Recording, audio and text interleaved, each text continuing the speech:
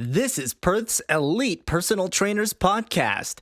Your host, Danny Marina, talks to some of Perth's best and most successful personal trainers in the city. Hello and welcome to Perth's Elite Personal Trainers Podcast. I'm your host, Danny Marina.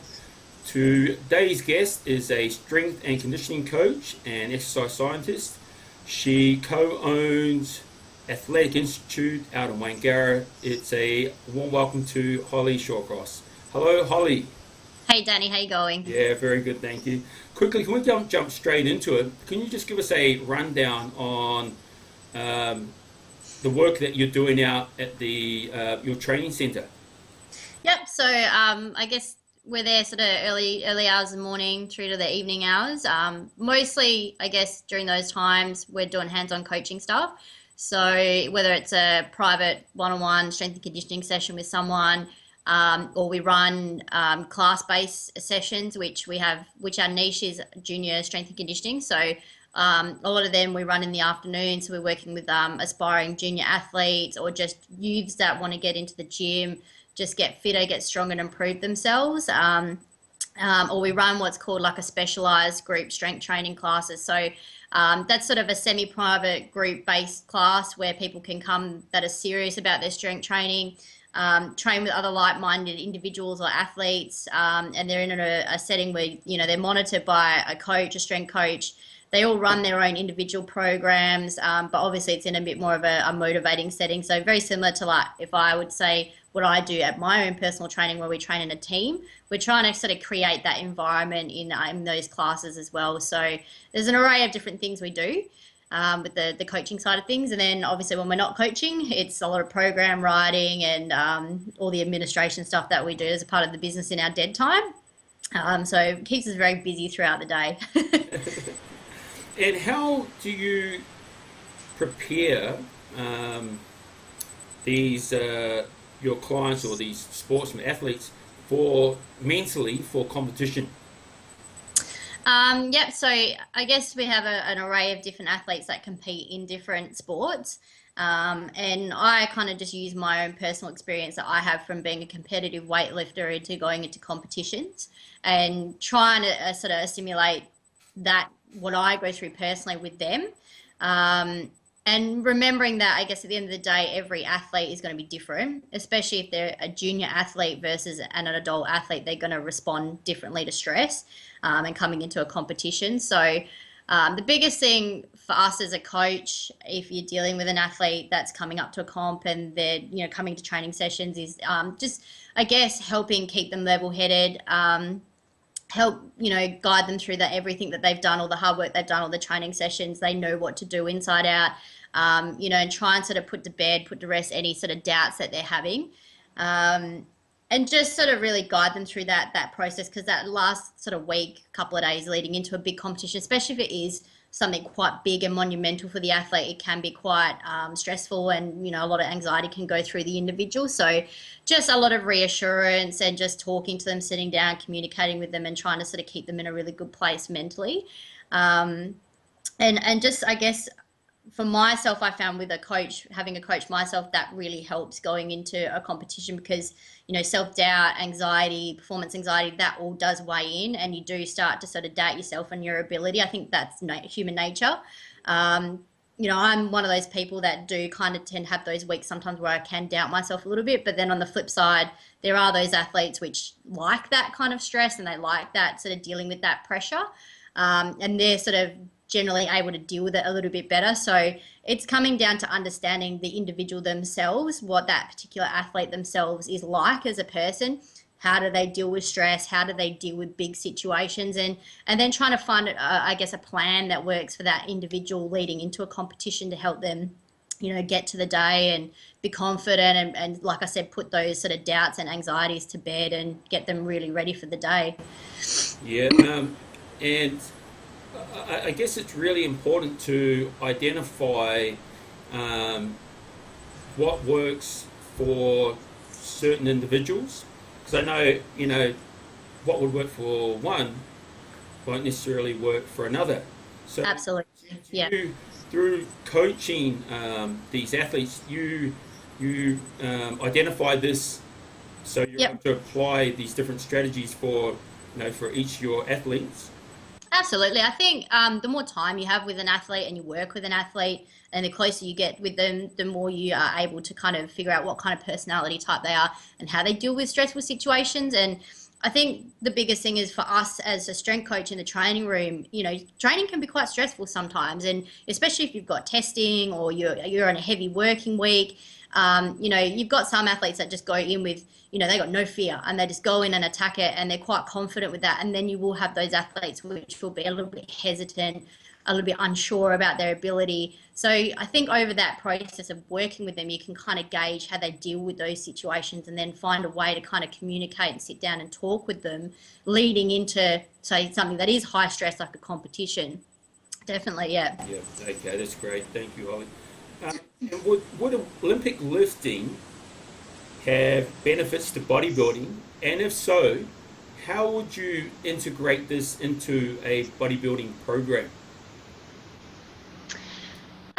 I think Olympic lifting can have benefits for a bodybuilder. I know if you go back through the history books of when bodybuilding first originated, a lot of bodybuilders in the early days did either train around weightlifting movements or powerlifting movements. And there was, I think the very, very original shows, they actually had a performance section with bodybuilding where they did do some lifting as a part of that. So I think if you take those old school traits, yes, it does have benefit. I think they're really the accessory lifts, like the important, like heavy pulls, squats, pressing, all that kind of work is really crucial to build muscle density and thickness. So for a bodybuilder that's trying to build their frame up and develop their frame and get that thickness in their muscle, those basic foundational lifts are so crucial in the off season to just start kind of build that density and that thickness up and just get some really heavy, strong lifts in. And I'm going to use CrossFit as a bit of an example here because I think in one component, this is where they've kind of got things right in terms of the intensity that they apply with using weightlifting in their training sessions for conditioning purposes. Is that you could use, a bodybuilder could use weightlifting lifts as complexes in their conditioning phase or use it as their cardio to trim that body fat down. So you could throw some complexes together like a power clean, a front squat to push press, and little complexes and combos like that which get your heart rate up. You're in fact working your cardio.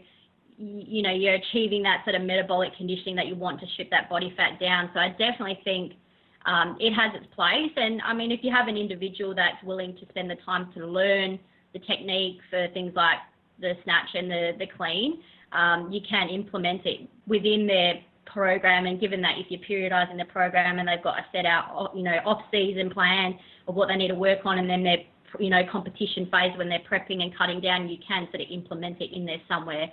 Definitely. Yeah. Because going back probably about 10 or so years ago, I sort of, I just do the sort of conventional sort of bodybuilding sort of style of training, rep ranges, and there was a time where I did for about, I think it was about 2 4-week blocks where I did Olympic lifting, and I thought it sort of just made the world of difference when I went back to the bodybuilding style of training. Yeah. I was so much more stronger, and I as a result, I actually put on a heap of muscle. 8 to 12 weeks after I finished those 2 blocks of sort of Olympic style lifting, I put on a great deal of muscle in that 8 to 12 weeks. Yeah. So I really sort of experienced the benefits firsthand. Yeah. So what is the difference in training someone for performance and someone that is training purely for appearance? So I guess we've got your the weightlifting, powerlifting, Olympic lifting, and over here you've got the bodybuilding, because traditionally bodybuilding is what we do for to improve appearance. Yep. I guess the biggest thing to learn is that as a coach, from a coach's perspective, it's the goals at hand that we're dealing with. So, and that's how you program then accordingly for that individual. So when you're looking at I guess, dealing with someone for aesthetic base or, for how they look, for example, a bodybuilder, they're not going to need to worry about things like their explosiveness, their speed, their agility, how much strength they have relative. So for them, it's looking at their size, their symmetry, their balance between their body, and the conditioning that they're achieving on stage because they're going for a look. Versus, say, a performance-based athlete where all those other things are important. If you've got a footy player, you're going to need to, build their speed up. They're going to want power. They want to be able to jump higher, run faster, be more agile on the field. And that pins back to the elements that you're providing in the program and addressing those adequately during the right time of the year for that particular athlete. Whereas a bodybuilder, their program's purely going to be hypertrophy, and isolation. In particular, if they're building symmetry and they need to bring components up, they're isolating muscle groups. For a performance-based athlete, it's going to be more functionality, movement specific. You're going to want to go and do an analysis of that sport and figure out what they actually require, what's going to make them move better, what's going to be that make them excel better in their performance. So I guess when you're looking at the actual programming and breaking things down, there is a vast difference between training for aesthetics, when you're really sort of actually looking at one component, versus training for performance, where there's multiple components that you have to address for the athlete. And that's going to be different for each sport that you're using. So, yeah. For sure. Yeah, I guess so training for aesthetics, the side effect, I guess, performance related is purely a side effect. Yeah. And the same goes for performance training. So train for performance, and if you improves your appearance, that's a side effect from. Yeah, absolutely. And you find with a lot of performance-based athletes, they might need to put on some lean mass if they're a footy player and they need to bulk up. It'll kind of just happen, but you're always training with that main focus of performance.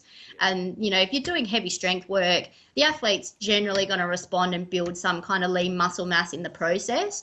Obviously, with a bodybuilder, they're not worrying about how high they can jump or how fast they can run 100 meters.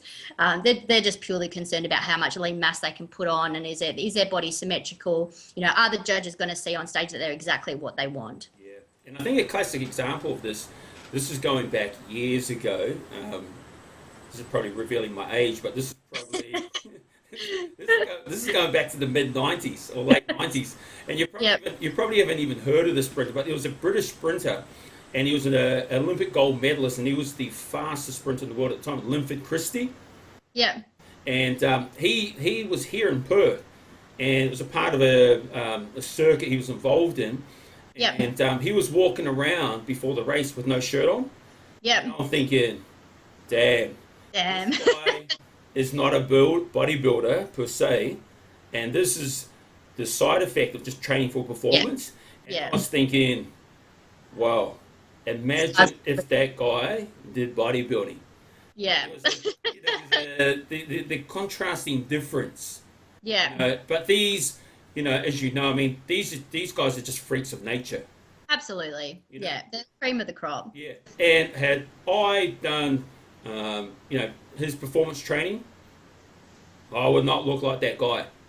No, you'd be whatever your body's got to churn out. That's right. And in terms of nutrition, yeah. What do you follow, or what do some of the athletes follow nutritionally for performance training? Well, for performance training, essentially, if you're an athlete that doesn't need to make weight for anything, you're generally wanting to make sure that their carbohydrate quantities are quite high.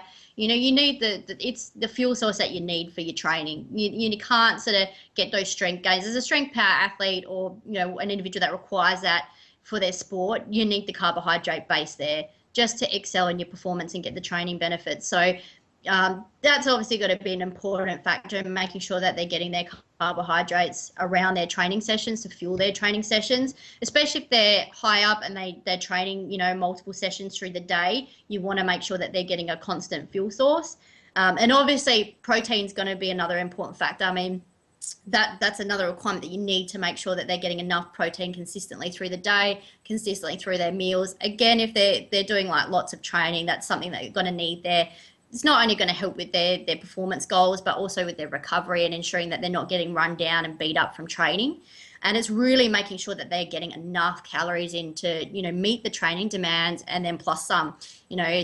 If an athlete's training hard and they're going through a heavy block of training, and they need to build some strength up, they're not getting the calories in, their body's just not going to grow. The fuel's not there, and then they're not going to recover. There's nothing there to help the body recover when they're sort of laying in bed, trying to recover from all the heavy loading they put themselves through. So I know myself, if I'm going through a good block of strength training and we're just working on building my leg strength up and we're going through heavy 5x5s, it's just, man, get what food I can in and just feed me up, just get the fuel in. If you do have an athlete that does require to make weight for a competition, which I have to do that myself for weightlifting, it's then also making sure that you time your nutrition adequately for that competition. So, there's a time and place for fueling up. And then again, if you're cutting down to make weight, it's making sure that you're giving the athlete enough time to cut the weight down in a manner that they're not going to lose strength or their performance starts to decrease. And you need to make sure that, again, the carbs and the proteins are at a substantial level, and it's going to be around their training, but you're also encouraging a little bit of, I guess, body fat loss over that period. So you're really, I guess, honing in that, your energy requirements need to be met. It's not letting the athlete eat to stay lean. I think that naturally most athletes get lean from the training itself, but fueling them adequately and making sure they're getting enough carbs, proteins, and the fats are going to be important as well. So it's just really making sure they're hitting all those components and really getting enough in to meet those demands of their training sessions. Yeah, okay, beautiful. Yeah, I got that in one, beautiful. In summary, what are the 3 key points to know when training any athlete? I think for me personally, and I think my co-workers probably have a very similar philosophy to me. I mean, that's why we work together. But definitely number one for me in terms of the strength room, which I predominantly will deal with the athletes is in the strength room, is get good at the basics. For anyone out there that, is training themselves or, wanting to see, aspire to be like that, their favorite athlete is, everybody starts somewhere and you have to get good at the basics. You can't sort of go out and try these crazy lifting techniques without getting the basics good first. So, get good, get strong, get proficient at the basics. And I'm talking about just, squatting, pressing, pulling, all those basic, traditional style exercises. My second point would be movement proficiency and mobility. You can't get strong and move well unless you're not moving properly. So mobility to me is something that I really focus on with my athletes and with myself, and getting myself moving well and looking after the body in that sense. So, that's going to obviously limit your injury risk as well if you're moving well. Holly, just on that note, Yeah. because I know in the fitness industry, there's really 2 main sort of components that people, well, in my experience, that they tend to focus on. Yep. And that's one, the just putting on muscle. Yep. 2, getting strong. So Yep. in regards to mobility, which is so important, how do you sort of integrate that into your sort of program? Yep. For me and for some of the guys that we work with, we incorporate some stuff. So with their warm-ups, we'll include dynamic warm-ups before they do their strength work. So obviously it's not just important for when you're doing conditioning work outside, we run them through a full body dynamic warm-up. And for each individual, they might have specific mobilizers, we call them, to, if they're tight in certain areas, that is specific for them. So if they need to open up their hips or they've got tight hamstrings or their overhead movement isn't that great, we'll give them particular mobilizing exercises to open them up, get them moving a bit better, and also give them some stuff to do at the end of the session. And then we give them homework to do. So they might have a session where they have a mobility session alone where they focus on, obviously your basic flexibility work, but obviously we include some mobility work in there as well. So just getting them working on their range of motion, getting them moving, whether that's doing some stretches with the power band, where they're doing trigger work with the trigger balls and releasing some tight fascia in the body, and just really looking at their movement profile and trying to get that a little bit better. And that's something I think people tend to miss out on and skimp on in their training, and they kind of blow off the flexibility of mobility work. And I think for bodybuilders as well, if you're moving better and you have better range of motion, you're going to stimulate the muscle better to grow. If you're moving in a stiff movement pattern, the muscle's only going to grow to that capability that you're letting it. So it's really looking down and sitting at your programming. And this is where I get to point 3, is that periodization is the third point that I would stick to, is that you have to periodize your training and factor that in. So if you're wanting to get good at whatever you're going to do, you have to make sure you have a plan, and you have to program accordingly to that plan and stick to it to get those results. Yeah. I just on that last note, one of my favorite strength coaches, Eric Cressy. Yep. And, he says, a form of periodization is better than none. Mm-hmm. Yep, I agree. And it really resonated with me. And, yep. I suppose a lot of the people that I've worked with in the fitness industry for the last, 10, 15 years, especially that sort of, that time frame, yep. I'm always big on periodization. Yep. There has to be something, not just the willy-nilly come out and, the beast mode, which has become sort of really, yep. popular, or just following something. Absolutely. Which without any sort of end goal, or, without any progression or sort of yep. deloading. And absolutely. I'm a real stickler for that. And I've had a lot of people over the years, say, Danny, you get too much into this. And then, when I saw the Eric Cressy, when he had written it, I thought, hallelujah. Yeah. Hallelujah. And a lot of the guys who I spoke to, who I worked with in the early years, I sent this out to them from Eric Cressy, because they love Eric Cressy now. Yeah. And they go, oh, no more said, Danny. No more said. Okay, we'll do what you said 15 years ago. Yeah. Exactly. Isn't that great?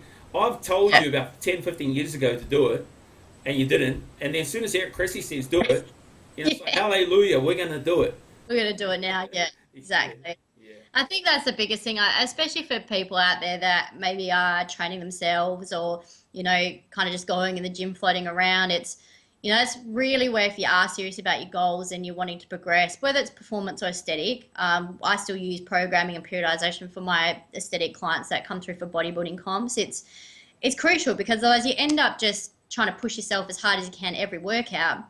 And you can only sustain that for so long, and then you see, you get injured, you burn yourself out, you lose motivation because it's too monotonous. So it's really important to have those fluctuations and variety in your training. You need those heavy weeks, and you need to complement it with the deload weeks, because the body it needs the time to recover and to be able to grow. And especially if growth and getting strong is your goal, it needs those fluctuations. And it's not going to happen if you just, beast mode and, yourself into the ground every single day. So contrary to what you read on social media. Yeah. If you feel tired and you feel like you're depleted, and you feel like you're just on zero energy, still go train. That's what is very popular on social media.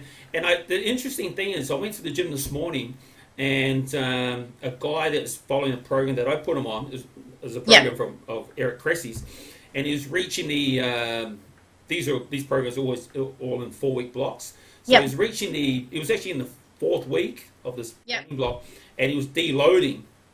And he goes, Danny, the hardest part of following this program is actually is trying to stop myself from taking it easier. Yeah, because because I've always been in this frame of mind that we just got to go hard. And I said, you know what? It's like a those first 3 weeks that you've been training is that being that sort of that linear sort of progression. It's just like a flower. You've just been watering the flower, fertilizing, watering, and now you put the flower out in the sun to grow. Yeah, right. So you should really, really enjoy this time, my friends. Really enjoy it. I think I know personally myself as an athlete, and some of the guys I train with, in the early stages of, adjusting to a periodized program, block periodization, whatever periodized model you're using, when you're hitting those deload weeks, because you get so motivated, you had that real big week, you're smashing some heavy loads, you're really motivated, even though your body's going, man, I'm tired, I'm sore, you know, you sludging out the training sessions, you got to learn to just go, I need this.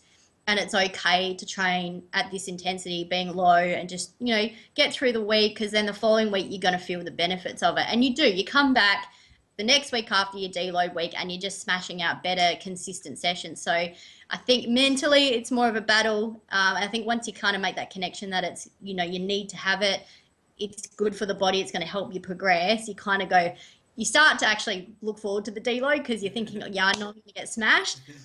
I need that deload, man. Like, I've got a big week coming. I'm looking forward to it. And then, because you know, over, you know, flip side, after that deload, you got another couple of weeks of hard training ahead of you. So you got to look at that context. And I think once an athlete kind of grasps that concept and gets used to it, yeah, they get over sort of wanting to push hard all the time. Yeah, I understand. I agree. Absolutely. Well, Holly, thank you very much. Been very insightful, and appreciate your time. And say good luck with the rest of everything that you're doing. My pleasure. Thank you very much. Thank you, Holly.